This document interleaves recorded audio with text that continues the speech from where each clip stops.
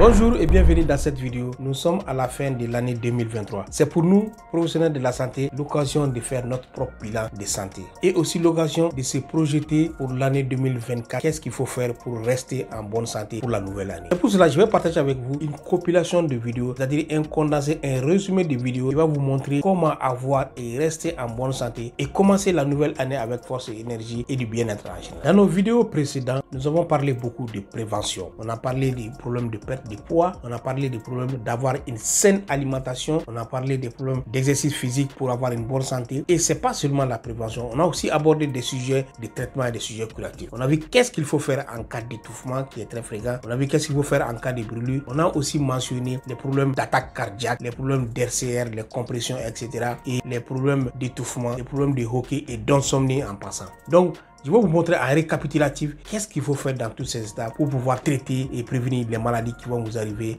en 2024. Bonjour et bienvenue dans cette vidéo. Ici c'est Dr Sako. Je me suis fait poser la question de savoir pourquoi on prend du poids sans le savoir. Dans cette vidéo, je vais vous partager 5 facteurs qui font que vous prenez du poids. En comprenant ces facteurs, cela va vous permettre de les éviter et finalement de perdre du poids.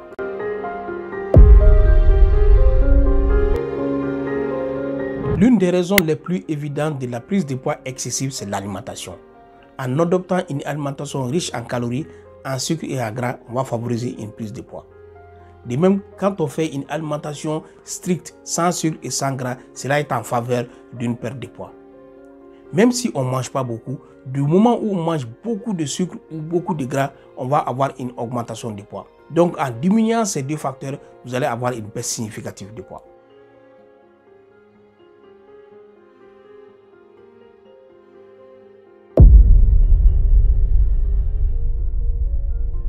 Le deuxième facteur qui fait qu'on prend du poids sans le savoir, c'est la sédentarité. Nous passons de longues heures assises devant la télévision, de longues heures assises dans le bureau en faisant du télétravail. Cela va ralentir le métabolisme et cela va permettre une accumulation, une prise de poids.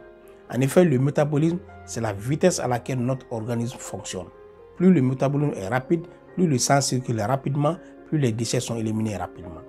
Plus le métabolisme est lent, plus le sang ne circule pas rapidement, les déchets vont stagner et cela est en faveur de plus de poids. Ne sous-estime pas la valeur de l'activité physique.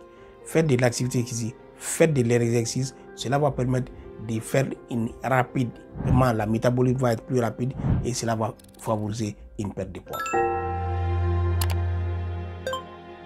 Le troisième facteur qui fait qu'on prend du poids sans le savoir, c'est le stress et l'émotion. Quand on est anxieux, stressé et triste, on se retourne vers la nourriture. Cela va favoriser, déclencher des épisodes de suralimentation. Et à long terme, cela va favoriser une prise de poids.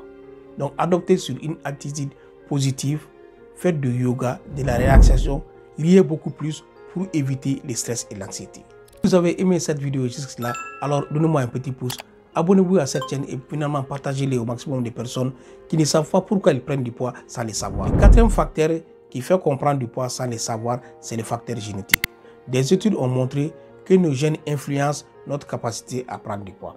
Certaines personnes sont plus susceptibles d'avoir un métabolisme plus lent que d'autres, ce qui les rend la prise de poids plus facile chez ces personnes. Il est important de connaître notre composition génétique afin de prévenir la prise de poids et de perte de poids. Le cinquième facteur qui fait qu'on prend du poids sans le savoir, ce sont des maladies sous-jacentes. Il y a des maladies endocriniennes et des maladies métaboliques, par exemple comme le diabète et d'autres maladies, qui font qu'on prenne du poids sans le savoir. Pour pouvoir détecter ces maladies, il est crucial d'aller consulter un professionnel de la santé qui va identifier la maladie en cause qui fait que vous prenez du poids. Les recettes pour perdre du poids, c'est des recettes en 3 étapes. Avoir une alimentation saine et équilibrée, adopter une routine en faisant de l'exercice physique régulièrement et finalement éviter le stress et les émotions. Bonjour et bienvenue dans cette vidéo. Les gens meurent, les cœurs s'arrêtent, c'est la crise cardiaque. La majorité de ces attaques cardiaques surviennent en dehors des hôpitaux. Dans cette vidéo, je vais partager avec vous la technique cruciale et essentielle que tout le monde devrait connaître pour pouvoir sauver des vies. Alors restez avec moi jusqu'à la fin de cette vidéo pour en apprendre plus davantage sur cette technique.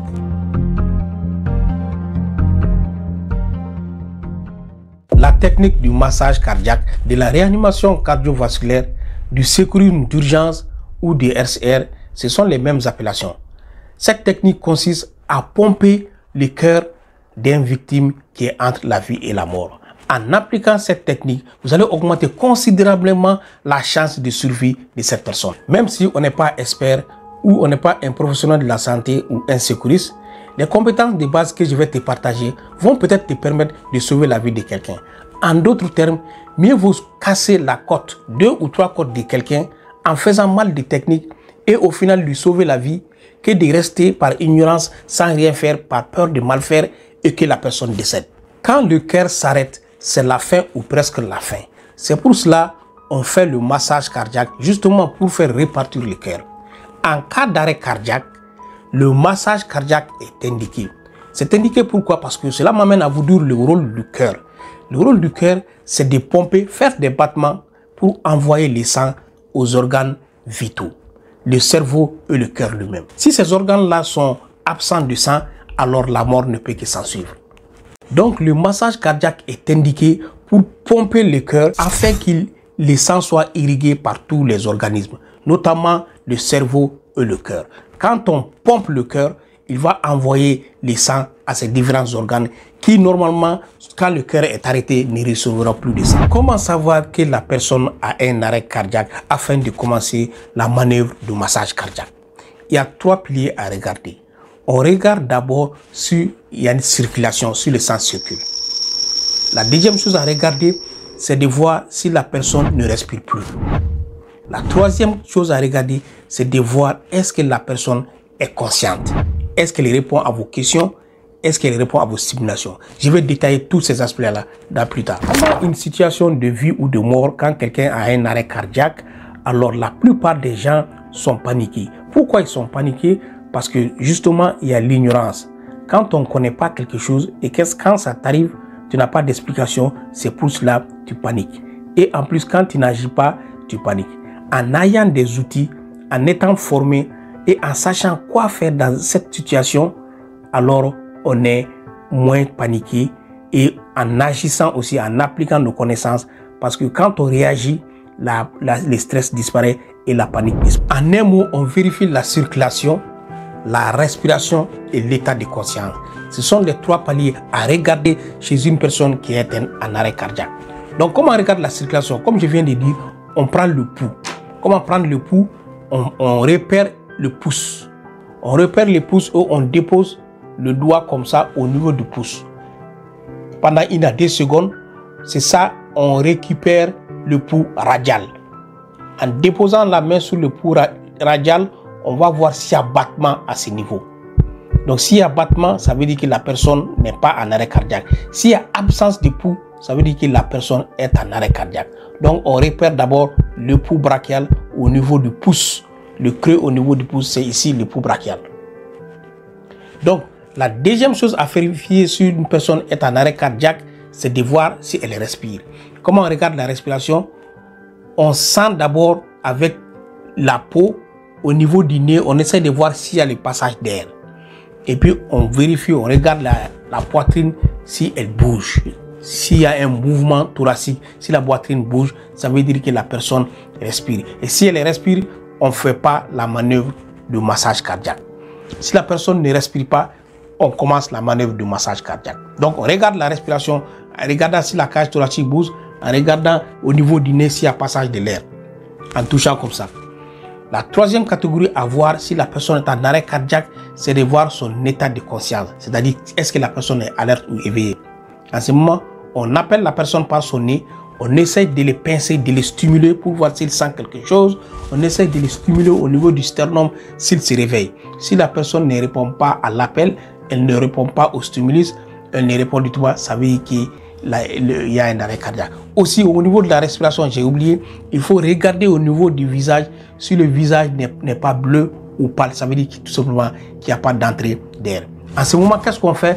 On appelle d'abord les secouristes. On appelle les urgences, dépendamment des pays. On appelle rapidement les secouristes. Ou on envoie quelqu'un appeler les secouristes et on commence la manœuvre respiratoire, la manœuvre cardio-respiratoire proprement dit, le massage cardiaque proprement dit.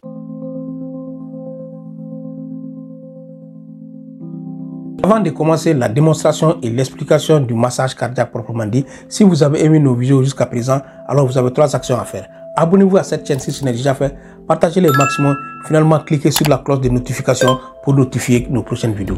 Après avoir vérifié que la personne ne respire pas, qu'il n'a pas de pouls et qu'il est inconscient, on déclenche le massage cardiaque. Mais avant, on envoie quelqu'un pour appeler les secouristes ou nous-mêmes on va déclencher la corde pour dire qu'il y a une urgence. On appelle les secours extrême urgence. Donc avant que les secours arrivent, on va commencer la manœuvre cardiaque proprement dite. La manœuvre cardiaque, le massage cardiaque consiste à donner 30 compressions sur la poitrine, sur le thorax, après 2 insufflations, 2 souffles d'air dans la bouche. Ce sont les 2 actions à faire en cas de manœuvre, en cas de massage cardiaque. Avant de commencer la manœuvre massage cardiaque proprement dite, on repère le thorax. Donc la main doit être déposée entre les 2 mamelons, c'est-à-dire ici. Les mamelons droit, les mamelons gauche. Donc on dépose la main entre les 2 mamelons. Et il y a une manière aussi de déposer la main. Pour déposer la main, le pulpe de la main est comme ça. On dépose une main sur la poitrine de la personne et l'autre main va venir supplier l'autre main comme un crochet. Celui-là, on le dépose et celui-là, il va venir rentrer ici comme un crochet. En faisant comme ça, les 2 bras ne vont pas être pliés, les bras vont être tendus. Donc, en fait, c'est les épaules qui donnent. C'est le thorax qui bouge. C'est le thorax qui bouge qui fait la manœuvre. Donc, quand on commence, il faut être sûr que la main ne doit pas être pliée. C'est pas comme ça. Non, mais la main doit être tendue. Quand la main est tendue, le thorax, le mouvement du thorax va être en avant et en arrière pour donner la pression, la compression au niveau de la poitrine. C'est ce qui fait le massage cardiaque. Donc, allons-y. On dépose la main. L'autre là va venir chercher un crochet pour donner la force et les bras tendus. On est prêt? C'est le thorax qui bouge. Maintenant, c'est comme ça qu'on fait. On essaye d'enfoncer 5 à 6 cm le thorax. On le fait le plus vite possible aussi si on peut. Même si le thorax se casse, c'est essentiel que le patient se réveille. Donc, on fait 1, 2, 3, 4, 5, jusqu'à 30. Arrivé à 30, on va donner 2 insufflations. Les 2 insufflations, c'est d'ouvrir la bouche du patient et de souffler là-dedans. On souffle dans la bouche du patient. Mais avant, il faut basculer la tête du patient en arrière pour dégager les voies respiratoires. En dégageant les voies respiratoires, on est sûr que l'air va entrer directement dans les poumons. Donc, on fait 30 compressions et 2 insufflations en basculant la tête en arrière pour dégager les voies respiratoires. En faisant ça, on est en train de faire le massage cardiaque. Bien sûr, on continue cette manœuvre jusqu'à l'arrivée des secouristes. En attendant, on fait 30 compressions, 2 insufflations.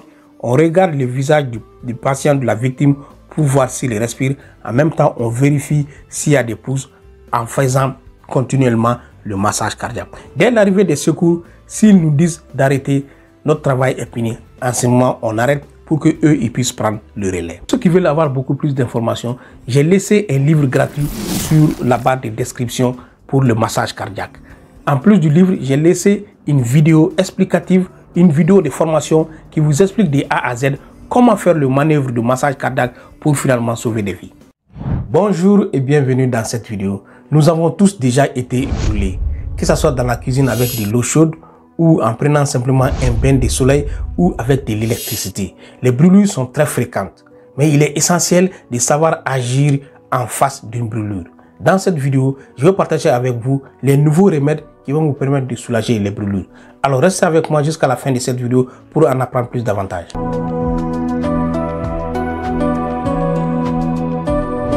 Les brûlures sont des lésions corporelles qui peuvent être provoquées lorsque le corps rentre en contact avec une flamme, des liquides ou des objets chauds, de l'électricité, des produits chimiques ou encore des rayons ultraviolets. Les statistiques montrent que plus de 95% des brûlures surviennent à la maison à domicile et 95% sont accidentelles. Les brûlures sont dues à la chaleur thermique dans plus de 80% des cas et sont liquides. Et la plupart des brûlures sont essentiellement intéressées au niveau des membres supérieurs dans 80% des cas. Pour pouvoir soulager efficacement les brûlures, il est important de savoir quel est le degré de brûlure. Pour ce faire, on va se rabattre sur la région anatomique de la peau qui est atteinte. C'est ça qui détermine les degrés de brûlure. En connaissant les degrés de brûlure, on peut traiter facilement parce qu'il y a les différentes approches par chaque degré. Donc, anatomiquement, la peau se divise en 3 grandes régions qu'il faut avoir dans la tête. Nous avons la première couche de la peau qui est la partie la plus fine qui protège la peau. La partie la plus fine, on appelle l'épiderme. En bas de l'épiderme, on a une couche qui est encore plus rigide qui ferme toute la peau qu'on appelle les dermes. C'est la partie où on trouve les glandes sudoripares, les glandes sébacées, les lipides, alors la sueur et puis tout ça. Donc, c'est ce qu'on appelle les dermes, c'est la partie la plus résistante. En bas du derme, on appelle l'hypoderme. Cette région est constituée des muscles, des vaisseaux sanguins et les nerfs. Donc, après avoir éradiqué tout en cas de brûlure, si l'épiderme et les dermes sont atteints, donc on va parler de brûlure du 3e degré parce que tout est déjà cassé. En cas d'atteinte de l'épiderme, la couche superficielle, on parle de brûlure du 1er degré. En cas d'atteinte de la couche rigide de l'éderme, on parle de brûlure de 2e degré. Donc c'est en classifiant comme ça qu'on peut avoir une atteinte anatomique et traiter facilement les brûlures. Pour pouvoir agir efficacement en face d'une brûlure, il est important de savoir reconnaître la brûlure cliniquement. Les brûlures du 1er degré, nous avons en face une atteinte de l'épiderme qui se caractérise par une coloration rouge. On a une rougeur de la peau avec une douleur. Ça, c'est les brûlures du 1er degré. Les brûlures du 2e degré, non seulement l'épiderme est atteint, et les dermes aussi vont être atteints. Donc, ça va du haut en bas. Les tissus sous-cutanés, donc l'épiderme et les dermes sont tous brûlés. Les signes caractéristiques, non seulement il y a la douleur, parce qu'il y a la présence des nerfs sont toujours présents, il y a la douleur, il y a la rougeur, mais un des signes caractéristiques de brûlure du 2e degré, c'est la présence des phlyctènes. Et ce sont des petites bulles, des vésicules, des petits contenants ronds qui contiennent des liquides. Il y en a qui les appellent les cloques, il y en a qui les appellent des phlyctènes, et c'est ça un signe caractéristique des brûlures du 2e degré. Quant aux brûlures du 3e degré, nous avons une brûlure totale de la peau, l'épiderme, les dermes et les tissus sous-cutanés sous-jacents. Ces genres de brûlures, les signes caractéristiques, c'est que le patient ne ressent pas de douleur. C'est une brûlure qui est insensible. Pourquoi? Parce que les nerfs sont déjà détruits, les muscles sont détruits, les vaisseaux sanguins sont détruits, les tissus cutanés sont détruits. Donc, c'est soit la coloration est noire ou blanchâtre. C'est ça qui caractérise les brûlures du 3e degré. Avant de continuer avec les remèdes et les interventions à mettre en place pour réagir face à une brûlure, alors si vous avez aimé cette vidéo jusque-là, donnez-moi un petit pouce bleu, abonnez-vous à cette chaîne si ce n'est déjà fait et finalement partagez cette vidéo pour aider le maximum de gens à réagir face à une brûlure. La première intervention à faire en cas de brûlure, c'est d'abord de garder son calme. Restez calme parce que quand on reste calme, on est à mesure de réfléchir. Et quand on réfléchit, on va mettre les choses en place qui vont vous permettre d'éviter les impacts de la brûlure et pour éviter d'aggraver, d'endommager les tissus encore plus. Parce que plus le temps passe, plus l'aggravation de la brûlure va être élevée. Donc la première étape, c'est de garder son calme en face de brûlure. La deuxième intervention en cas de brûlure, c'est arrêter la source de la chaleur. Et en même temps, éloignez-vous des sources de la chaleur. Quand il y a quelque chose qui brûle, il y a le feu, éloignez-vous du feu. En même temps, débranchez l'électricité, évitez les sources de la chaleur, éloignez-vous et éteignez les sources de la chaleur. Le 3e remède contre les brûlures, c'est de refroidir la partie brûlée. On verse de l'eau froide sur la partie brûlée pendant au moins 10 minutes. Cela a pour effet de renverser la tendance, la puissance de la chaleur et d'éviter des dommages, de diminuer les risques de dommages sur les tissus avoisinants. Pas de l'eau glacée, mais de l'eau froide. Le quatrième remède ou intervention à faire face à une brûlure, une fois la peau est refroidie, il faut venir maintenant la protéger. Pourquoi? Le rôle de la peau, même, c'est de protéger l'organisme. Mais quand il n'y a plus de peau, l'organisme, le corps est déjà ouvert et exposé au niveau des micro-organismes avoisinants. Donc, on va aller couvrir la peau avec la partie brûlée, avec un gauze, un tampon stérile. Le but, c'est d'éviter l'infection par des micro-organismes. D'ailleurs, l'une des complications majeures des brûlures, c'est les infections. En résumé, voici la conduite à tenir face à une brûlure. D'abord, identifier la source de la brûlure. Restez calme en cas de brûlure. Maintenant, versez de l'eau froide sur la surface brûlée pendant 2 minutes. Protégez la partie brûlure avec un tampon stérile, avec un pansement stérile. Et finalement, quand la brûlure est trop grave, il faut partir rapidement voir un professionnel de la santé. J'espère que cette vidéo vous a apporté de la valeur et beaucoup de connaissances. Si oui, n'hésitez pas à la partager. Abonnez-vous à cette chaîne, donnez-moi un petit pouce. Prenez soin de vous et prenez soin des autres. À la prochaine vidéo. Bonjour et bienvenue dans cette vidéo. Les signes silencieux des crises cardiaques. Savoir les reconnaître peut faire la différence entre la vie et la mort. Alors restez avec moi pour faire cette différence.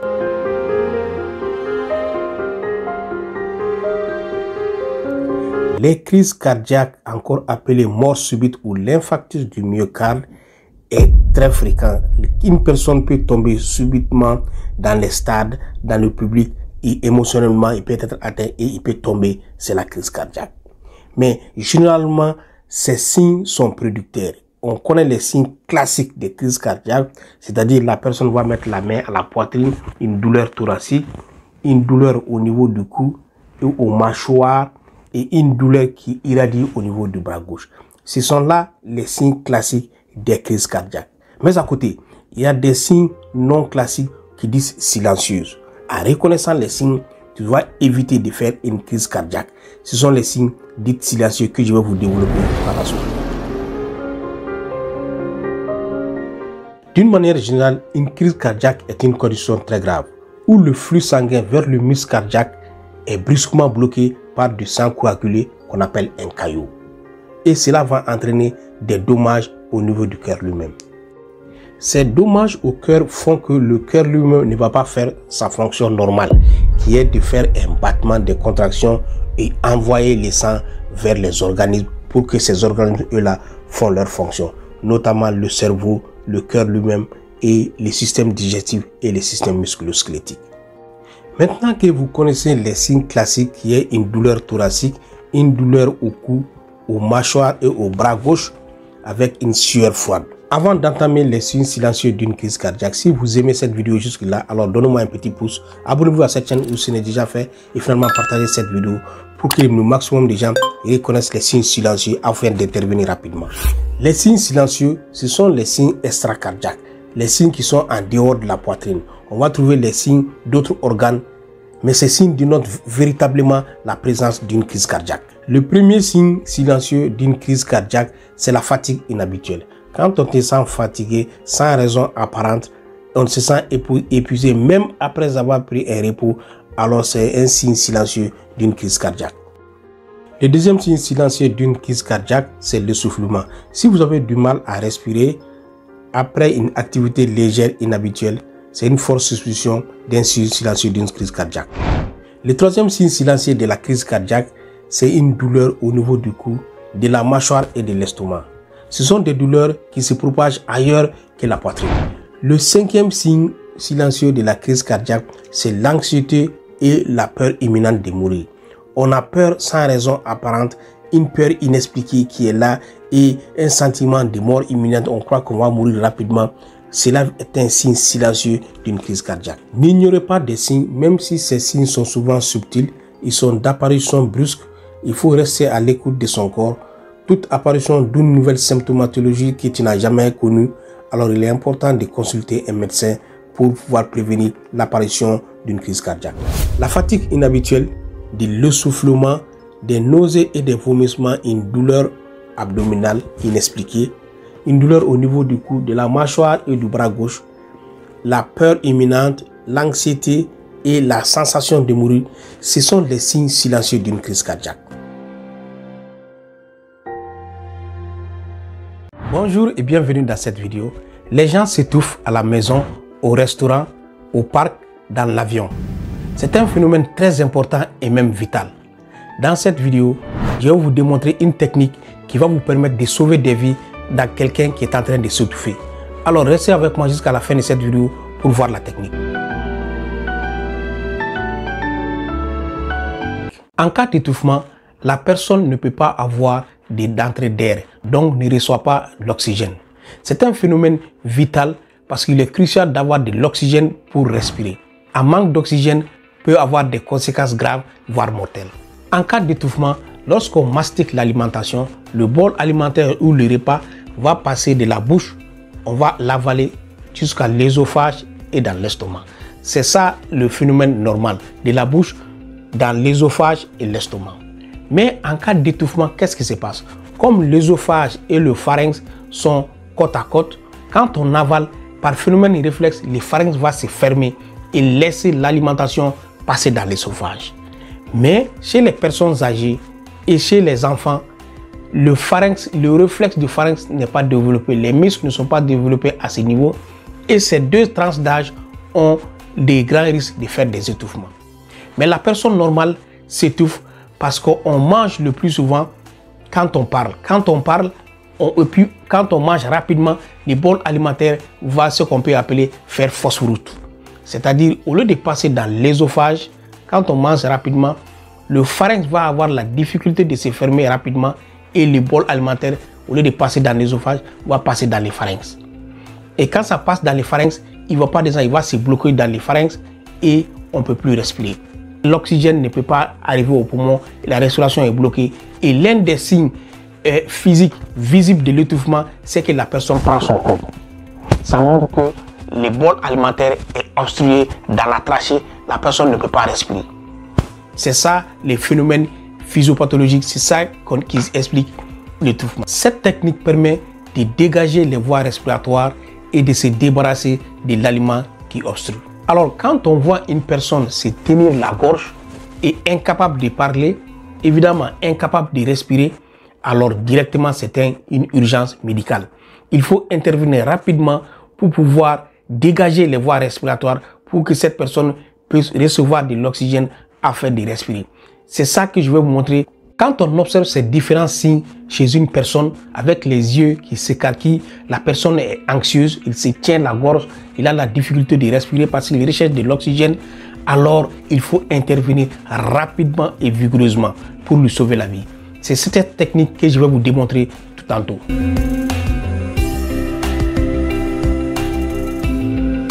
Avant d'arriver à la démonstration de la technique qui permet d'intervenir en cas d'étouffement, si vous avez aimé cette vidéo jusqu'à présent, alors donnez-moi un petit pouce, abonnez-vous à cette chaîne, puis partagez cette vidéo pour pouvoir sauver des vies des gens qui s'étouffent. La manœuvre ou la technique qui permet d'intervenir et sauver des vies des gens qui s'étouffent est appelée la manœuvre d'Heimlich. En effet, c'est M. Heimlich qui a inventé cette technique qui est très simple et applicable par tout le monde et qui permet de sauver des vies des gens qui sont en train de s'étouffer et de leur rendre la respiration, de dégager les voies respiratoires. Voilà, je suis debout parce que je vais vous montrer la manœuvre d'Heimlich. En quoi consiste cette manœuvre? La manœuvre, premièrement, il faut d'abord repérer l'ombilic. Moi, mon ombilic est ici. On repère l'ombilic, ça c'est la première des choses. On fait comme ça, on recherche, on repère l'ombilic. Après avoir repéré l'ombilic, on se déplace un peu au-dessous de l'ombilic, c'est-à-dire en bas de l'ombilic. L'ombilic est là, on se déplace un peu en bas de l'ombilic. Et on ferme les poings comme ça. Il faut bien fermer les poings comme ça. Ces poings fermés, on vient les déposer au-dessous de l'ombilic qu'on a repéré. Donc ici, on dépose les poings comme ça. L'autre main va tourner et va venir chercher la main qui est déjà déposée au-dessous de l'ombilic. Ceci étant, on est prêt à faire la pression. C'est en ce moment que on demande au patient de se pencher en avant. Puisqu'il ne peut pas parler, c'est nous-mêmes qui voulons alors le basculer en avant. Donc, ça permet à l'objet, lors de la pression, de sortir facilement par pesanteur. Lorsqu'on applique la main au-dessous de l'ombilic, L'autre main va venir les rejoindre pour donner, c'est celui-là qui va faire le travail pour donner la pression. On demande au patient de s'aplatir un peu. Avec nos deux pieds, on va venir bloquer les pieds de la personne pour l'éviter, pour les stabiliser afin d'éviter de bouger. À cet effet, la main est appliquée et on fait une grande pression plusieurs fois. On fait comme ça. Donc on pousse et on remonte. On fait comme une manœuvre comme ça. On pousse et on remonte. On fait comme ça plusieurs fois. 2, 3. Pourquoi? Quand on fait ça, on fait une pression au niveau de la base du poumon. En faisant cette pression, on va envoyer la pression au niveau de la trachée. Donc l'air contenu dans le poumon va envoyer la pression au niveau de la trachée et ça va par pression pousser l'obstruction de la trachée et l'objet va sortir. Donc la pression va pousser les bols alimentaires obstrués de la trachée et la personne va effectivement cracher le trachée. En faisant la manœuvre plusieurs fois, on regarde dans la bouche du patient pour voir si l'objet n'est pas sorti ou pour voir si la respiration n'a pas repris. C'est cette manœuvre qu'il faut répéter plusieurs fois jusqu'à ce que vous voyez que l'objet sort ou que la personne a repris la parole ou que la personne respire ou il est à bon état. Une fois que vous avez aperçu l'objet sortir, la personne a repris la parole et respire bien, alors il faut quand même l'amener à l'hôpital, appeler l'ambulance, l'amener à l'hôpital. Pourquoi on amène à l'hôpital? C'est pour voir si les bols alimentaires ou l'obstruction n'a pas causé des lésions au niveau de la trachée et aussi au niveau de la bouche, etc. Et même au niveau des poumons. Parce que les risques, c'est la pneumonie d'aspiration. Parce que c'est quand même un corps étranger qui est à une place où il ne doit pas être. Donc, on va faire une radiographie du poumon, on va examiner à l'intérieur de la bouche pour voir s'il n'y a pas de lésion et donner des antiacides, les médecins qui vont voir ça. Alors, pour faire une petite récapitulative, quand vous mangez avec quelqu'un et qu'il est en silence et que vous le regardez, il commence à tousser, il met sa main à sa gorge, il essaie de chercher de l'oxygène et il est incapable de parler, alors ça, c'est un signe d'étouffement. Il faut agir rapidement en faisant la manœuvre d'Heimlich.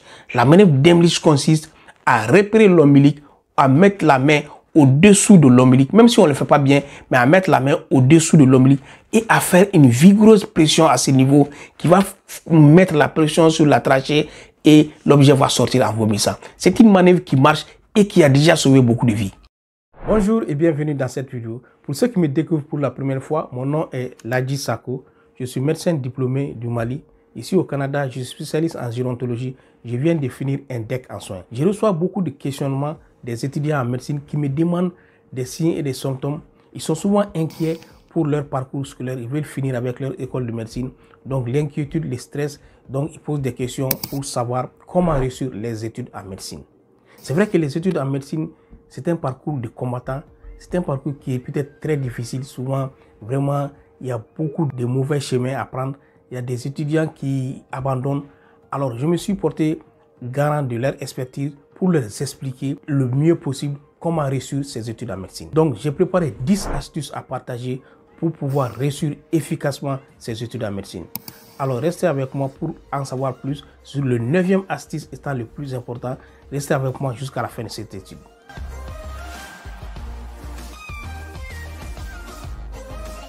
La première astuce pour réussir ses études en médecine, c'est organiser son emploi du temps. Ayez un emploi du temps réaliste et strict. C'est-à-dire, mettez votre emploi du temps, cochez des jours de la semaine, 2 à 3 heures par semaine. Entendez-vous à ça, qu'il pleuve ou qu'il neige, vous allez fixer ces heures-là et vous allez être strict avec vous-même, étudier. Cela a pour effet de diminuer la charge du travail parce que les cours en médecine sont aussi longs comme ça. Quand vous commencez déjà à étudier avant l'examen, cela va vous diminuer la charge de travail et cela va permettre au cerveau de mieux absorber. Moi, dans mon cas, j'ai fixé beaucoup d'heures de travail dans la semaine. J'ai vraiment dit non à beaucoup d'activités que les amis venaient m'appeler pour aller faire des sorties. Souvent, il faut vraiment dire non et puis se fixer des objectifs pour pouvoir atteindre les réussites. Le deuxième astuce pour réussir ses études en médecine, c'est la régularité. Soyez régulier, c'est-à-dire même si vous n'êtes pas capable de faire 2 à 3 heures d'études par jour, au moins chaque jour, lisez un peu 10 à 15 minutes. Cela a pour effet de diminuer le stress et la régularité. Le cerveau aime la régularité parce qu'il enregistre au fur et à mesure. Ça va te permettre d'établir une habitude d'étude. Et pour pouvoir réussir vos études de médecine, il faut être régulier. Le troisième astuce pour réussir ses études de médecine, c'est de faire des fiches de révision. Des fiches de révision, je ne sais pas si on appelle feuilles ou fiches. Nous, en notre temps, on faisait des feuilles de révision. Ce sont des fiches où tu vas mettre les concepts clés. Le professeur va parler des encadrés dans la classe. Il va dire des choses importantes. Dans les livres ou dans les cours, il y a des parties qui sont alignées en gras. Ce sont des concepts clés que tu vas repérer. Tu vas mettre ça sur des feuilles. Et tu vas coller ça partout où tu passes régulièrement. Tu vas coller ça sur le réfrigérateur. Tu vas coller ça dans la toilette. Tu vas coller ça au bord du lit. Les endroits où tu regardes le plus souvent. Le cerveau aime la régularité. Donc, chaque fois, ça va te permettre de relire ces concepts-là. Et ces concepts-là vont rester dans les cerveaux et tu vas les comprendre plus facilement. Le quatrième astuce pour réussir ses études en médecine, c'est la collaboration avec ses pairs. Le travail de groupe ou le travail d'équipe. Ne restez pas timide dans votre chambre. Travaillez en groupe, apprenez les uns des autres, entraidez-vous. La médecine est un sujet complexe. Ça va vous permettre de démystifier les sujets complexes. La discussion entre collègues. Quand j'avais des sujets complexes, souvent il m'est arrivé d'être confus, de ne pas comprendre certains concepts. Une fois le travail de groupe, il y a des collègues qui m'expliquaient ça et cela m'éclairait. Je vous comprenais bien et c'était très bien pour mes études. Donc, la médecine est une discipline collaborative. Commencez déjà à collaborer avec ses collègues en bas en tant qu'étudiant. Une fois professionnel de la santé, une fois médecin, vous allez être amené à échanger des patients et la collaboration va être plus facile. Avant d'arriver au cinquième astuce, si vous avez aimé cette vidéo jusque-là, alors donnez-moi un petit pouce, abonnez-vous à cette chaîne et partagez-le au maximum aux étudiants en médecine pour les aider à réussir les études de médecine. Le cinquième astuce pour réussir ces études de médecine, c'est avoir une bonne santé. La santé, c'est le véhicule qui nous amène vers le succès. Avoir une bonne santé, c'est dormir suffisamment, manger mieux et faire de l'activité physique. C'est très important parce que cela va nous amener à être beaucoup plus concentrés. Nous avons vu pendant nos épreuves des examens, on a des étudiants qui sont souvent surmenés. C'est ça malheureusement, ils sont souvent surmenés, qui laissent la feuille et il y a eu beaucoup de consultations en psychiatrie, des étudiants qui en plein examen qui sortent. Pourquoi? Parce que généralement ce sont ces étudiants qui ne dorment pas assez, qui font que faire la fête et finalement c'est ça qui est la réalité et ils ne mangent pas assez, il ne faut pas d'activité physique. Donc tout cela, une fois sur la feuille, tu vas devenir surchargé, ton cerveau n'a pas d'énergie. C'est ce qui amène le surmenage. Alors pour réussir les études de médecine, ayez une bonne hygiène de vie et une bonne santé. La sixième astuce pour réussir ses études en médecine, c'est d'utiliser les ressources en ligne. Dans notre temps, il n'y avait pas beaucoup de ressources en ligne parce que l'Internet n'était pas beaucoup développé. On prenait des livres à la bibliothèque qu'on lisait. Mais de nos jours, Google, YouTube, ce sont des mines d'or. Il suffit de taper un concept clé, de lire et même de télécharger certains documents qui peuvent t'aider dans ton apprentissage. Même de regarder des vidéos et des forums pour pouvoir enrichir. Le septième astuce pour réussir ses études en médecine, c'est d'assurer-vous de comprendre les concepts. Les concepts, ce sont des mots-clés d'où partent toutes les idées. Ce sont les centres des explications. C'est le pourquoi des questions. Pourquoi on fait ça, pourquoi on fait ça. Un bon concept, c'est les schémas. Quand vous faites un cœur, vous allez dire le cœur gauche, le cœur droit, les sangs oxygénés, les sangs désoxygénés. Vous allez mettre des flèches. C'est ça les schémas conceptuels. Cela va vous permettre de résoudre des problèmes, notamment lors des examens. La huitième astuce pour réussir ses études de médecine, c'est de préparer pour les examens cliniques. Les compétences cliniques sont des parties essentielles de la médecine, alors commencez déjà à observer les signes cliniques normaux les uns sur les autres, afin de comprendre, de préparer, de pratiquer vos compétences cliniques. La neuvième astuce pour réussir ses études de médecine, c'est de rester motivé et persévérer. Il y aura des moments difficiles où vous allez penser à abandonner et à passer à autre chose. Il y en a même qui craquent. Mais restez motivé et persévérer en gardant son objectif à la tête. Développez un mindset fort parce qu'au bout de la ligne, la médecine est une carrière gratifiante. La dixième astuce pour réussir ses études en médecine, c'est soyez ouvert au retour d'expérience. Les retours d'expérience, c'est aller poser des questions aux professeurs ou aux aînés. ils ont aussi passé par ces chemins et aussi ils ont demandé à leurs supérieurs. Donc n'ayez pas honte d'aller les poser des questions. D'ailleurs, ils ont des connaissances précieuses à vous partager. Donc si vous les côtoyez, vous les posez des questions, cela va enrichir vos connaissances. La médecine est une discipline collaborative, c'est très intéressant. Tu ne peux pas réussir seul sans partager tes connaissances. Tu ne peux pas réussir seul sans aller poser des questions à d'autres. Rappelez-vous que la persévérance, la régularité et la bonne santé sont des conditions essentielles de la réussite des études de médecine. Bonjour et bienvenue dans cette vidéo. Les reins, c'est deux petits organes situés en bas et en arrière de notre dos. Nos habitudes de vie font que nous détruisions à petit feu nos reins sans même le savoir. Dans cette vidéo, je vais vous partager les 13 habitudes qui détruisent nos reins. La deuxième habitude étant le plus important, alors restez avec moi jusqu'à la fin de cette vidéo pour en savoir plus davantage. Avant d'entamer les 13 habitudes qui détruisent nos reins, il est essentiel de comprendre les 4 grandes fonctions du rein. En effet, le rein a un rôle dans le filtrage du sang, le rein a un rôle dans le maintien de l'équilibre hydrique de notre corps. Le troisième rôle du rein, c'est qu'il produit des hormones les plus importantes comme l'érythropoïétine qui lui aussi rentre dans la fabrication des globules rouges. Et finalement, le quatrième rôle du rein, le rein rentre dans l'excrétion de l'urine de notre corps. Le rôle principal du rein qu'il faut connaître, c'est le filtrage du sang. En effet, le rein se comporte comme un filtre, c'est-à-dire qu'il sélectionne les grosses molécules, les bons molécules vont retourner dans le sang, les bons nutriments vont être filtrés, sélectionnés, ils vont retourner dans le sang pour faire fonctionner l'organisme. Et les déchets vont être excrétés par l'urine et être rejetés. Avant d'entamer les habitudes qui détruisent nos reins, si vous avez aimé cette vidéo jusqu'à présent, alors donnez-moi un petit pouce, partagez cette vidéo et abonnez-vous à cette chaîne. Les premières habitudes qui détruisent nos reins, c'est la déshydratation. Les études ont montré qu'une déshydratation de moins 1 heure a un impact négatif sur les reins. Rester hydraté est essentiel dans le bon fonctionnement du rein. Pourquoi? Parce que les néphrons, qui sont les unités fonctionnelles du rein, qui font le travail du filtre, quand ils ne reçoivent pas assez de sang, ils ne vont pas faire leur rôle de filtrage du sang. En effet, quand le sang n'est pas filtré, les déchets vont rester dans l'organisme. Nous allons avoir des signes comme des nausées, des vomissements et des céphalées. Pourquoi? Parce que les déchets ne sont pas excrétés par l'urine. Pour avoir un bon fonctionnement de la fonction rénale, rester hydraté. Le deuxième facteur qui endommage nos reins, c'est la consommation excessive de sel. En effet, une augmentation de sel va entraîner inévitablement une augmentation de la pression artérielle, qui lui aussi va entraîner un dommage au niveau des artères. Donc les reins ne vont pas recevoir assez de sang pour faire leur travail de filtrage. Alors pour éviter une destruction du sang, diminuer la consommation de sel. Le quatrième facteur qui entraîne une destruction des reins, c'est l'excès de la consommation des protéines. Chez une personne normale, les protéines n'ont pas d'impact sur la fonction rénale.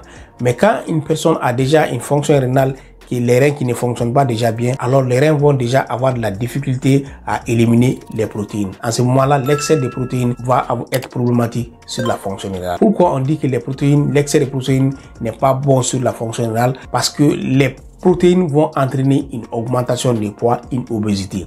Alors tout le monde sait que l'obésité détruit nos reins et un excès de poids n'est pas bon sur la fonction rénale. C'est pour cela qu'on dit que les protéines, consommation accrue de protéines détruirait nos reins. Donc pour avoir un rein solide, pas de problème, il faut diminuer la consommation de protéines. Les cinquième habitude qui détruit nos reins, on va dire une consommation excessive chronique du café. Le café a des bienfaits sur la santé, mais une consommation accrue du café va entraîner à long terme une déshydratation due aux effets diurétiques du café. Parce que le café, ça fait pisser beaucoup. Donc en éliminant beaucoup d'eau, on devient déshydraté. Et cette déshydratation n'est pas bon pour les reins parce que le rein ne recevra pas assez de sang et il ne pourra pas faire sa fonction de filtrage. Une deuxième facteur est que la consommation accrue du café, la plupart des gens qui prennent du café le font avec du sucre. Or, tout le monde sait que le rôle du sucre dans l'avènement du diabète n'est pas à démontrer. Donc, une consommation du café avec du sucre va entraîner un diabète et qui lui-même va entraîner une dilatation des artères et entraîner des néphropathies au niveau des reins. Et donc, pour avoir un rein en bonne santé, il est recommandé de consommation du café de façon modérée. La sixième habitude qui détruit les reins, c'est la sédentarité. Vous avez le manque d'activité physique va entraîner un métabolisme qui est lent. Qui dit métabolisme qui est lent, c'est que le sang ne circule pas de manière suffisante sur tous les organes, notamment celui du rein. Les reins ne recevant pas assez de sang, donc il ne pourra pas faire sa fonction normale de filtrage. Ceci étant pour tous les organes. Un métabolisme lent est susceptible et les facteurs des maladies chroniques. Par contre, l'activité qui va entraîner un métabolisme rapide et qui va favoriser un échange de sang entre les organismes. Le sang va circuler frais et dispo. Tous les organes sont irrigués et les reins va faire sa fonction de filtrage comme il faut. Donc pour éviter une insuffisance rénale, il faut se mettre à l'activité physique. Il faut bouger, faire le sport, ce qui va permettre d'avoir une bonne santé rénale. Le 8e habitude qui détruit nos reins, c'est la consommation des médicaments, notamment les médicaments en ventre libre. Certains médicaments sont nocifs sur les reins quand on dépasse la posologie. Par exemple, le Tylenol ou le paracétamol, un adulte ne doit pas dépasser 3 grammes par jour. Donc, il faut s'assurer d'avoir la bonne posologie parce que les médicaments, c'est en fonction du poids. Lorsqu'on dépasse la posologie, les médicaments vont avoir du mal à être excrétés au niveau du rein, ce qui va entraîner une lésion à ce niveau. Donc, les médicaments en vente libre et les médicaments traditionnels, ce n'est pas tout qui est mauvais, mais il faut s'assurer que le médicament n'est pas d'abord expiré, que ce n'est pas un médicament nouveau, ce n'est pas expiré. Non seulement, mais il faut aussi s'assurer que c'est un médicament qui a une bonne dose, il y a une bonne posologie avant de les consommer. Pour avoir une bonne santé rénale, il faut s'assurer de consommer les médicaments avec la bonne dose et la bonne posologie. Certains symptômes sont à surveiller grâce à l'accumulation des déchets toxiques dus généralement au début d'un problème rénal. C'est-à-dire quand on commence à avoir une faiblesse et une fatigue généralisée, un problème de concentration dû à l'accumulation des déchets au niveau du cerveau et finalement un essoufflement et des difficultés respiratoires. Ce sont des symptômes à surveiller qui peuvent amener à dire que la personne est atteinte peut-être d'un problème rénal. Quand vous détectez n'importe quel nouveau symptôme dans votre corps, il est plus sage de consulter un professionnel de la santé pour en savoir la cause. Parce qu'une maladie diagnostiquée plus tôt a beaucoup de plus de chances d'être guérie. Bonjour et bienvenue dans cette vidéo. Ici c'est Dr Sako. Avoir une bonne qualité de sommeil est un élément essentiel de santé et de bien-être. Dans cette vidéo, je vais vous partager 7 astuces qui vont vous permettre de surmonter le manque de sommeil. Alors restez avec moi jusqu'à la fin de cette vidéo pour ne pas manquer ces astuces. La première astuce pour bien dormir, c'est d'avoir un environnement de sommeil propice. Votre chambre doit être sombre, calme et fraîche.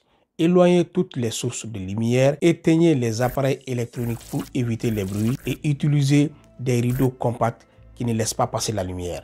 Le deuxième astuce pour bien dormir, c'est d'établir une routine de coucher. Essayez de vous coucher et de vous réveiller à la même heure, même pendant les week-ends. Cela va permettre à votre cerveau d'intégrer l'information et votre horloge interne va se réguler à vos heures de coucher. Quand vos heures de coucher arrivent, vos yeux vont se fermer naturellement et vous allez avoir un sommeil profond. La troisième astuce pour bien dormir, c'est de limiter la consommation de caféine et des écrans. En après-midi, la consommation de théine et de caféine perturbe le sommeil. De même que l'exposition des écrans, des télévisions, des ordinateurs portables et même des téléphones, la lumière bleue contenue dans ces appareils peut profondément perturber le sommeil. La quatrième astuce pour bien dormir, c'est de faire de l'exercice régulièrement, notamment en début de journée. L'exercice permet de réduire le stress et de favoriser une bonne qualité de sommeil. Avant d'arriver au 5e astuce, si vous avez aimé cette vidéo jusque-là, alors donnez-moi un petit pouce, abonnez-vous à cette chaîne et notifiez la cloche de notification pour aider le maximum de gens à avoir une bonne nuit de sommeil. Le 5e astuce pour bien dormir, c'est de gérer le stress et l'anxiété.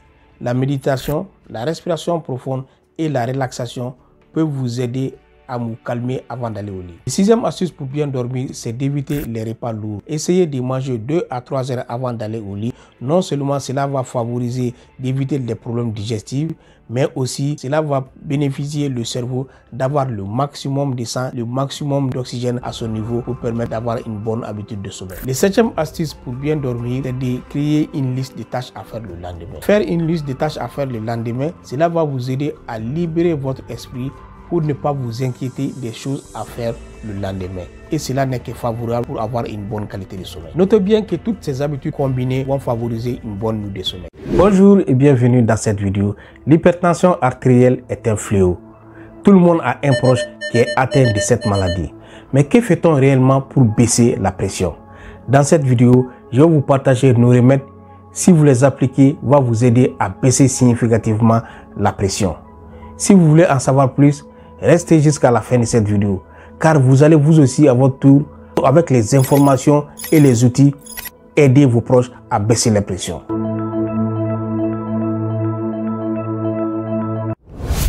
La tension artérielle est souvent difficile à comprendre par le grand public. Mais seulement, je vais vous donner une définition très simple. C'est la force, si vous voulez, qui exerce le sang à travers les vaisseaux ou à travers les artères. Les non artériels, c'est seulement que les vaisseaux, c'est-à-dire le passage du sang, la force que le sang exerce sur les artères lorsqu'il passe. C'est cette force-là qu'on appelle la pression. Si elle est augmentée, on appelle hypertension. Si elle est diminuée, on appelle hypotension. En agissant sur les facteurs modifiables, ce sont des habitudes de vie de tous les jours qu'on peut changer et cela va favoriser la diminution de la pression. C'est l'hygiène de vie, une alimentation adéquate, la cessation du tabac et de l'alcool, la gestion du poids, la gestion du stress et entre autres. À ces facteurs modifiables s'ajoute la consommation de nos remèdes naturels. En associant la modification des habitudes de vie plus la consommation de nos remèdes naturels, cela va vous aider significativement à baisser votre pression. À ce sujet, j'ai laissé dans la barre de description nos remèdes naturels, les liens qui vont vous permettre de vous procurer de vos remèdes naturels si vous avez besoin et un livre qui va tous vous aider. Ce qu'il faut retenir et comprendre dans la pression artérielle, comme son nom l'indique, les artères sont en question. Alors tout ce qui compromet l'intégrité des artères va significativement jouer sur la pression artérielle. Toutes les substances qui favorisent une circulation fluide du sang et qui favorisent une dilatation des vaisseaux, c'est-à-dire qui laissent passer le sang à travers les artères, qui favorise l'ouverture des artères, va significativement baisser la pression artérielle. Parmi les facteurs modifiables, c'est l'alimentation. Il faut adopter une alimentation riche en potassium. Le potassium n'est pas fabriqué par l'organisme. Il est importé par une alimentation. Notamment, les aliments riches en potassium sont la banane, les avocats, les légumes verts, notamment les épinards, etc. Et quand on adopte une alimentation riche en potassium, qu'est-ce que ça fait? Ça fait qu'on a peu de sodium. Le sodium ne sera pas en quantité, le sel ne sera pas en quantité dans l'organisme, donc il n'y aura pas de rétention d'eau. Le potassium régule la pression artérielle, donc il faut manger une quantité des aliments suffisamment riches en potassium pour pouvoir maintenir un taux de potassium normal qui va être égal à un taux de sodium normal. Parce que quand le potassium diminue, le taux de sodium augmente. Parce que ces deux rapports doivent être égaux. Une quantité égale de potassium est égale à une quantité égale de sodium. Donc quand ton taux de potassium diminue, ton taux de sodium va augmenter. Donc l'alimentation est un facteur qui tient en compte pour baisser la pression artérielle. Le deuxième facteur modifiable qui a un impact direct pour baisser la pression artérielle, c'est l'activité physique. Ceci est un rappel. Le rôle de l'activité physique n'est plus à démontrer. Vous savez que l'activité physique, ça favorise une circulation fluide du sang. Alors tout ce qui permet une bonne circulation du sang à travers les artères va baisser la pression artérielle. En plus de son rôle sur le stress, l'activité physique baisse le stress. En diminuant le stress, la pression va significativement baisser. Quand on dit l'activité physique, ce n'est pas d'aller faire des grandes courses ou d'aller soulever des gros poids. Non, une activité physique, un exercice physique régulière de 30 minutes de marche 3 à 5 fois par semaine, c'est largement suffisant. 30 minutes de marche parce que ce sont des effets cumulés qui vont avoir un impact sur la baisse de la pression.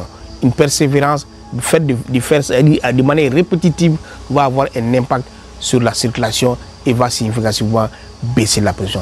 Adoptez une activité physique modérée dans la marche pour baisser votre pression. Le troisième facteur modifiable, on vient de le voir, c'est la gestion du stress. Le stress, vous le savez déjà que ça a un impact direct sur la pression artérielle. Donc, pratiquer le yoga, la méditation ou simplement faire des activités de détente qui vous plaisent, rire le plus souvent, ça paraît banal, mais ça a une importance significative sur la baisse de la pression artérielle. Les personnes les plus stressées, les plus tristes, vous savez, ça va entraîner une sécrétion des hormones qu'on appelle l'adrénaline et des hormones qui vont entraîner une vasoconstriction. Donc, quand on est plus épanoui, on fait ce qu'on veut, on rit beaucoup, ça a un effet délétère, ça a un bon effet, une vasodilatatrice et ça permet vraiment de baisser de manière significative la pression artérielle. Le quatrième facteur, c'est la consommation du sel. Vous savez que le sodium, par sa rétention d'eau, favorise une élévation de la pression artérielle. En diminuant une consommation de sel, notamment dans l'alimentation, les cubes qu'on met dans les sauces sont tous autant de sodium, donc ça favorise une augmentation de la pression artérielle. Donc en réduisant le sodium, vous le savez déjà, c'est un rappel, ça permet vraiment de suivre, de diminuer de façon significative la pression artérielle. C'est quand vous le faites de manière répétitive et ça va avoir un impact significatif. Le 5e et le 6e facteur pour baisser la pression artérielle, c'est la consommation des mauvaises habitudes de vie, c'est l'alcool et le tabac. Vous savez que le tabac est délétère, c'est un natrogène, il n'est pas bon pour les vaisseaux. Donc ça compromet la circulation du sang et ça augmente la pression. Sans compter l'alcool qui fait le même effet. L'alcool est mauvais sur tous les sens. Donc une diminution, une cessation de ces deux substances va vous permettre à diminuer drastiquement votre pression de 4 à 5 cm de mercure. Il y a des études qui ont été faites et qui ont démontré les effets néfastes de ces deux substances sur la pression artérielle. Avant de vous donner la liste des remèdes naturels pour baisser la pression artérielle, ce sont des substances, des alimentations et quand on consomme de façon régulière, ça fait baisser la pression traditionnellement et naturellement. Mais avant d'arriver à cela, si vous n'avez déjà fait, je vais vous demander de me donner un petit pouce, de vous abonner à cette chaîne. Le premier remède naturel pour baisser la pression artérielle qui a été décrit depuis des siècles et connu par tout le monde à bon marché, c'est l'ail. L'ail ou le garlic. L'ail, avec son action vasodilatatrice, ça permet une augmentation de la paroi des vaisseaux et ça favorise la circulation du sang. C'est avec cet effet-là qui fait baisser la pression artérielle. Donc, on peut le trouver partout dans les marchés. Comment le prendre? Tu peux le prendre 4 grains par jour, c'est-à-dire croquer les grains crus par jour ou mettre dans l'eau et boire l'infusion. Il y a plusieurs manières de le prendre. On a dans les produits des magasins biologiques, dans les magasins de produits naturels, on le trouve sous forme de capsules, sous forme de thé, sous toutes les formes. Donc, on peut prendre, si on ne veut pas prendre des médicaments, on peut prendre l'ail pour baisser la pression artérielle, ça a été démontré. Ensuite, quand on prend de l'ail, qu'est-ce que ça va? Souvent, l'ail cru, ça donne une odeur un peu fétide, mais ce n'est pas grave. C'est l'avantage qui compte. Après, on va manger des chewing-gums ou manger quelque chose pour enlever l'odeur gratuite. Donc, consommez de l'ail si vous voulez baisser votre pression artérielle de manière naturelle. Le deuxième remède naturel pour baisser la pression artérielle, c'est le curcuma. Le curcuma a été longtemps décrit comme un anti-inflammatoire naturel parce qu'il agit dans la paroi des vaisseaux, il élimine, il favorise une circulation du sang parce qu'il permet de nettoyer la paroi des vaisseaux pour qu'il soit plus fluide. Donc, adoptez une alimentation riche en curcuma pour faire baisser la pression artérielle. Comme tous les produits, on les trouve dans les magasins biologiques, dans les magasins de produits naturels, en forme de capsules et sous toutes les formes. Donc, essayez le curcuma pour baisser la pression artérielle. Le troisième remède naturel, c'est les produits riches en oméga 3. Les produits riches en oméga 3, ce sont les poissons gras, le saumon, les noix, les graines entières. Donc, toutes ces substances-là sont riches en oméga 3. Et les oméga 3, c'est des puissants anti-inflammatoires et ils régulent de ce fait même la pression artérielle. Le quatrième produit naturel, ce sont les légumes verts qui sont déjà riches en potassium. Nous avons les épinards, les bananes, les avocats. Donc toutes ces substances ont un apport riche en potassium, peuvent favoriser et réguler la pression artérielle. Le thé vert est riche en une substance qu'on appelle la catéchine, des antioxydants qui aident à détendre les vaisseaux sanguins et à réguler la pression artérielle. Tous ces aliments agissent ensemble en améliorant la santé cardiovasculaire, en réduisant l'inflammation, en favorisant la détente, la relaxation des vaisseaux sanguins et finalement en régulant le niveau de potassium et de sodium dans l'organisme. Il est à noter que ce sont des petits changements qui ont un impact réel significatif sur votre santé. Et ce n'est pas seulement une méthode qui manque, c'est l'ensemble de tous ces changements qui vont donner un résultat et une baisse de la pression en persévérant dans le quotidien et en continuant de les appliquer. Si vous voulez déjà commencer à prendre ces produits naturels et que vous consommez déjà des médicaments contre la pression, il est important d'aller consulter votre médecin qui va ajuster la dose pour votre santé. Bonjour et bienvenue. Le sel est un ingrédient couramment utilisé dans la cuisine de tous les jours. Alors il faut en consommer avec modération. Comment savoir si notre organisme est engorgé de sel, si on a trop de sel dans notre organisme? Voici les 7 signes qui vont vous montrer que tu consommes beaucoup plus de sel. Le premier signe d'une consommation excessive de sel, c'est la rétention d'eau, communément appelée œdème ou gonflement. Nous allons remarquer qu'au niveau des chevilles, au niveau des paupières et au niveau des mains, on a un gonflement à ce niveau. Cela dénote la rétention de l'eau par le sel parce que le sel attire l'eau et il va avoir une rétention d'eau. Deuxièmement, c'est la soif excessive. Toujours comme le sel entraîne une rétention et attire l'eau vers soi, quand on a une concentration accrue de sodium, de sel dans l'organisme, donc on va boire une grande quantité de l'eau de temps en temps et de plusieurs fois. Cela dénote simplement qu'on a beaucoup de sel dans l'organisme, donc le sel attire et appelle l'eau, donc on boit tout le temps. Troisièmement, hausse de la tension artérielle. Une consommation élevée de sel va entraîner une augmentation de la pression artérielle, ce qui va être préjudiciable sur le cœur. Ça peut entraîner une insuffisance cardiaque, un infarctus du myocarde et même une attaque cérébrale. La relation entre la tension et la consommation de sel a été démontrée par une formule mathématique que je vais vous dévoiler ici. La tension TA est égale au débit cardiaque multiplié par la résistance vasculaire périphérique. Le débit cardiaque était la somme, le volume du sang circulant dans l'organisme. Ce volume du sang circulant dans l'organisme est constitué en grande partie par la quantité d'eau. Donc vous savez que le sel retient l'eau. Quand on mange beaucoup de sel, l'eau va augmenter le débit cardiaque. Donc vous savez que en mathématiques, la TA est égale au débit cardiaque multiplié par la résistance vasculaire périphérique. Alors quand le débit cardiaque augmente, quand les produits augmentent, alors la valeur augmente. Quatrièmement, fatigue excessive. Si vous vous épuisez constamment sans raison apparente, donc le sel peut être en cause. Cinquièmement, les problèmes rénaux. Les reins jouent un rôle crucial dans l'élimination du sel de notre organisme. Une consommation excessive de sel va entraîner une pression sur les reins, augmentant ainsi les problèmes rénaux. Sixièmement, le ballonnement. Un excès de sel va entraîner un ballonnement et une lourdeur au niveau de l'estomac. Septièmement, le goût salé. Quand tout vous semble salé, même lorsque vous n'avez pas mangé du sel ou vous n'avez pas cuisiné du sel, cela peut être un indicateur que vous avez développé une tolérance élevée au goût salé. Il est essentiel de garder un œil sur votre consommation de sel pour préserver votre santé. N'oubliez pas que les besoins en sel varient d'une personne à l'autre, mais en règle générale, il ne faut pas dépasser 2300 mg de sel par jour, soit 2,3 g de sel par jour.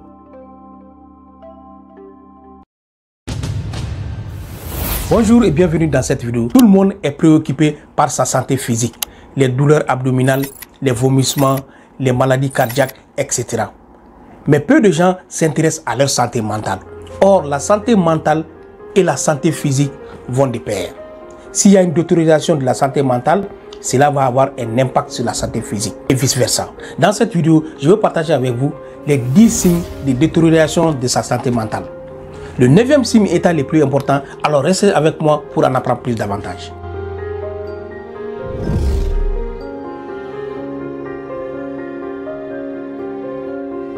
Le premier signe de détérioration de votre santé mentale, c'est le changement d'humeur. L'humeur étant la capacité émotive d'avoir de la joie, de sourire dans les lèvres ou de la tristesse. C'est ça qu'on appelle une humeur. Ça se voit généralement sur la face. Quand vous constatez un changement rapide et soudain d'humeur, c'est-à-dire vous passez de l'état de joie à l'état de tristesse extrême, c'est là, ou vice-versa, l'état de colère à l'état de joie extrême, ceci est un signe à surveiller que votre état de santé mentale est en danger. Le deuxième signe de détérioration de votre santé mentale à surveiller, c'est le sommeil. Si vous restez longtemps endormi ou si vous avez de la difficulté à vous réveiller ou au contraire, vous restez éveillé pendant un certain temps, vous avez de la difficulté à vous endormir, alors vous souffrez d'un trouble anxieux-dépressif. C'est une urgence médicale. Il faut aller voir rapidement les psychiatres pour résoudre le problème. Le troisième signe de détérioration de votre santé mentale à surveiller, c'est les changements dans les habitudes alimentaires. Si vous constatez à commencer à consommer beaucoup d'aliments, vous mangez trop, ou que vous mangez moins, votre appétit diminue, vous avez beaucoup de poids, ou au contraire, vous maigrissez, vous perdez du poids, cela dénote la présence d'un syndrome anxieux, d'une dépression et d'une anxiété. Donc, il faut aller voir un professionnel de la santé psychiatrique. Les études ont montré que la consommation régulière de fruits et de légumes diminuerait de 9% les risques de dépression. Le quatrième signe de la détérioration de votre santé mentale à surveiller, c'est le manque de concentration. Si vous avez de la difficulté à vous concentrer sur vos tâches et vous avez de la difficulté à faire vos travaux, cela dénote la présence d'une diminution de votre santé mentale à surveiller. Les signes que je vous donne, ce sont les signes précoces de la détérioration de l'état de santé mentale. Donc, c'est les signes qui commencent au début d'une maladie mentale. Donc, avant que ça ne s'aggrave, il est important d'aller consulter un professionnel de la santé comme un psychiatre. Si vous avez aimé cette vidéo jusque-là, alors donnez-moi un petit pouce. Abonnez-vous à cette chaîne si ce n'est déjà fait. Partagez au maximum de personnes pour savoir surveiller les signes précoces de santé mentale. Le sixième signe de détérioration de ta santé mentale, ce sont les pertes de mémoire. Ces pertes de mémoire peuvent survenir. La personne va oublier les choses qui se sont passées hier. Il ne se rappelle plus des choses qui se sont passées avant-hier ou dans quelques heures. Si ces pertes de mémoire ou troubles de mémoire surviennent chez les personnes âgées, on peut poser l'hypothèse qu'ils souffrent d'une maladie neurocognitive comme la démence et la maladie d'Alzheimer. Par contre, si ça survient chez un sujet jeune ou un sujet adulte, alors il est important d'aller voir un professionnel de la santé comme un psychiatre pour pouvoir en trouver la cause. Le septième signe de détérioration de ta santé mentale, ce sont les pensées suicidaires. Les pensées, ce sont des voix qu'on entend qui nous dictent, qui nous disent d'agir. Si vous avez déjà eu des pensées suicidaires ou si vous avez déjà essayé de vous suicider, alors c'est une urgence médicale. Il faut immédiatement chercher de l'aide. Il y a beaucoup de ressources qui viennent en aide pour vous éviter de vous suicider. Il y a plusieurs ressources ici. On a des ressources que je vais mettre ici. Action Suicide. Vous allez trouver les numéros aussi. Il y a d'autres ressources différemment d'autres pays qui peuvent vous aider à éviter le suicide. Le huitième signe de détérioration de sa santé mentale, c'est le manque de motivation ou de découragement. Si on sent qu'on est envie de rien, on a envie de rien et on a envie de rien faire, on se sent découragé ou démotivé, alors c'est un signe qui montre une détérioration de ton état de santé à surveiller. Le neuvième signe le plus important que je vous parlais de détérioration de votre santé mentale, c'est l'isolement. L'isolement est un phénomène très fréquent, surtout chez les jeunes. Quand vous évitez de voir vos amis et vous évitez de voir la famille, alors cela peut être passager. Quand vous êtes en colère, vous pouvez vous isoler. Mais si ça permet de durer dans le temps, ça veut dire qu'il y a une cause, que quelque chose ne marche pas. Alors en ce moment, ce sont vos amis ou de votre famille de faire la démarche contraire, d'aller vous voir, de vous questionner, de voir qu'est-ce qui se passe. Alors si l'isolement perdure, ça veut dire que c'est une détérioration de votre état de santé à surveiller. Le dixième signe de détérioration de votre santé mentale, c'est la négligence. La négligence peut être un peu similaire à la démotivation et au découragement, mais c'est une négligence physique. On évite de faire des soins d'hygiène, on ne se lave pas comme il faut, alors on ne s'habille pas comme il faut, on néglige de ramasser sa table, on néglige de faire ses vaisselles. Donc la négligence, quand ça perdure dans le temps, est un signe de détérioration de son état de santé mentale à surveiller. Il est important de surveiller sa santé mentale et de prendre des mesures pour la protéger. N'oubliez pas que la santé mentale est aussi importante que la santé physique et qu'il n'y a pas de honte de chercher de l'aide pour améliorer son bien-être. Bienvenue dans cette vidéo. Pourquoi le diabète est appelé tueur silencieux? Parce que c'est une pathologie qui évolue pendant plusieurs années sans laisser de signes. C'est d'ailleurs pendant les complications ou même vers le décès qu'on découvre cette maladie. Dans cette vidéo, je vais vous partager des outils, des astuces qui vont vous permettre de savoir les signes précoces du diabète et de faire des prises en charge pour éviter les complications. Restez jusqu'à la fin de cette vidéo. D'ailleurs, dans la barre de description, je vous ai laissé un petit e-book, un petit guide qui vous permet, si vous aimez la lecture, de comprendre le diabète, son traitement naturel et sa prise en charge en entier.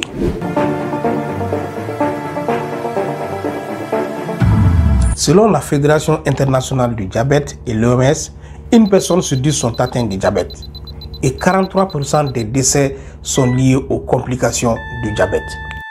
Avant de commencer cette vidéo, si vous connaissez des diabétiques ou des personnes prédiabétiques ou simplement des personnes de prise avec des problématiques de santé, alors ça peut l'aider. Partagez cette vidéo, notifiez la cloche de notification et finalement abonnez-vous à cette chaîne. Rappelle-toi toujours que le diagnostic fait à temps permet une meilleure prise en charge et rallonge des vies. Le premier signe précoce est la soif et l'urination fréquente. En termes médicaux, polyurie, polydipsie. Le diabète étant un état d'hyperglycémie permanente, les sucres en excès dans le sang va être éliminé par les reins et va être accompagné par de l'eau. Donc la personne va uriner, ce qui va entraîner une déshydratation. En contrepartie, la personne va avoir soif pour combler cet état de déshydratation. Donc plus on boit, plus on a envie d'uriner. Finalement, il se crée un cercle vicieux, soif et urine, qu'on appelle polyurie, polydipsie. La personne normale va uriner entre 6 et 10 fois par jour. Mais si cette fréquence dépasse plus de 10 fois par jour et commence à jouer sur les activités de la personne, c'est-à-dire si c'est lever plusieurs fois la nuit pour aller uriner, cela veut dire que c'est un signe précoce de diabète et il doit consulter un médecin. Le deuxième signe précoce, c'est la faim accrue. C'est lorsque l'organisme sécrète peu ou pas d'insuline et que l'alimentation n'est pas transformée en glucose qui fournit de l'énergie aux cellules. Donc on continue à manger même si on n'a pas faim. Et ce qui fait encore augmenter le niveau de sucre dans le sang. Si on continue à manger sans avoir faim, il est temps d'aller consulter le docteur même si on n'a aucun autre signe de diabète. Le troisième signe précoce, c'est la fatigue chronique. Pour la même raison que la faim, l'organisme est avide d'insuline. Donc le peu d'insuline qui est là est incapable de transformer l'alimentation en glucose. Et vous savez que le glucose est source d'énergie pour les cellules, donc source d'énergie pour l'organisme. Donc on n'a pas de glucose, donc le sujet est vide, faible, manque d'énergie et se sent fatigué. De plus, la déshydratation due à l'urination fréquente va faire qu'on se vide des électrolyses qui est aussi une source de fatigue. De plus, quand on se lève au milieu de la nuit 2 ou 3 fois pour aller uriner, cela va faire un manque de sommeil, la qualité de sommeil qui aussi va jouer sur l'organisme. Donc tous ces facteurs réunis vont entraîner une fatigue chronique. La fatigue chronique, plus les signes qu'on vient de citer, vont faire suspecter des diabètes. De plus, plus on se sent fatigué, plus on devient nerveuse, plus on devient irritable, dû au fait qu'on dort mal et puis qu'on est fatigué. Donc l'irritabilité et la nerve dans la bonne place. Dans cette vidéo, je vais vous partager les remèdes et les astuces naturelles qui sont approuvés et qui vous permettent de soulager de ces migraines. Alors restez jusqu'à la fin de cette vidéo.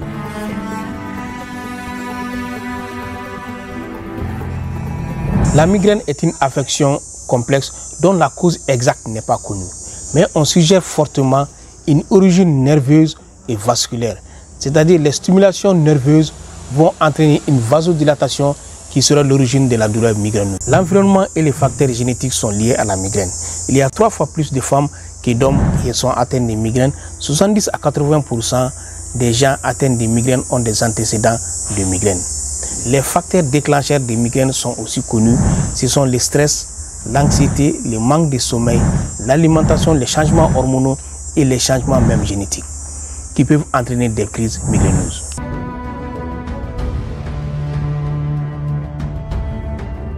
Le premier remède pour soulager les migraines, c'est l'alimentation et l'hydratation. D'abord, une hydratation adéquate et constante pendant toute la journée favorise une circulation fluide du sang. De plus, une alimentation adéquate, sans additifs, sans caféine, qui sont des déclencheurs des migraines, favorise à réduire les crises de migraines. Optez surtout pour une alimentation riche en légumes verts, en magnésium et en noix qui donne une santé vasculaire. Le deuxième remède pour soulager la douleur, c'est la gestion du stress. Le stress est l'un des facteurs les plus courants des migraines. Apprenez à gérer votre stress en pratiquant la méditation et le yoga. Et tout simplement en faisant la respiration profonde pendant la journée. On respire naturellement mais pas profondément. En faisant la respiration profonde, ça consiste à une inspiration avec le nez soutenu et une expiration soutenue. En faisant ces techniques, on est sûr de réduire la fréquence et l'intensité des migraines. Le troisième remède pour soulager les migraines, c'est la qualité du sommeil dans un environnement sain. Un sommeil réparateur de 6 à 8 heures par jour, un environnement sain, une chambre sombre, sans bruit, peuvent aider à avoir une qualité de sommeil qui aussi va vous aider à réduire les migraines. De plus, évitez les écrans de télévision, d'ordinateurs portables et même des tablettes quelques minutes avant d'aller au lit. Pourquoi? Parce que la lumière bleue engendre une difficulté de sommeil. Le quatrième remède pour soulager les migraines, c'est le massage et l'acupression. Le massage ciblé peut être très bénéfique pour soulager les migraines. C'est une technique qui consiste à masser délicatement les tempes, les coups et même les épaules pour détendre les muscles à ce niveau. Et cela a pour effet de favoriser la circulation du sang. Quant à l'acupression, c'est une technique qui consiste à appliquer une pression sur certains points de l'organisme afin d'atténuer la douleur. Avant de commencer les 5e remèdes naturels, si vous avez aimé la vidéo jusque-là, alors donnez un petit pouce, abonnez-vous à cette chaîne pour recevoir encore plus de nos vidéos. Le 5e remède naturel pour soulager les migraines, c'est les infusions et l'huile essentielle. Les infusions à base de camomille, de menthe poivrée et de gingembre sont très efficaces pour apaiser les migraines, car ce sont des produits qui ont des propriétés anti-inflammatoires très puissantes. Quant à l'huile essentielle, on peut l'utiliser en massage et en inhalation. Tous ces produits naturels peuvent apporter des soulagements de la migraine. Dans la barre de description, j'ai laissé les liens vers ces produits naturels où vous procurer ces produits chez nous et les livres qui traitent de la migraine. Après avoir utilisé tous ces produits naturels, si vous n'avez pas eu de résultats, alors il est indispensable d'aller voir une consultation médicale qui va déterminer la cause de votre maux de tête et qui va prescrire des comprimés pour la